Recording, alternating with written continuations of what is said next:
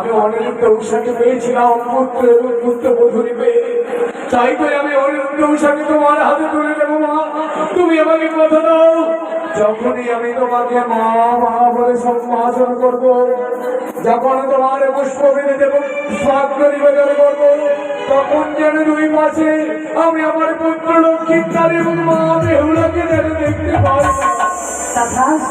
তবে আজ থেকে সেই মনসা পুজো পাওয়ার পরে মনসা পূজারি হলো চাঁদ সদর।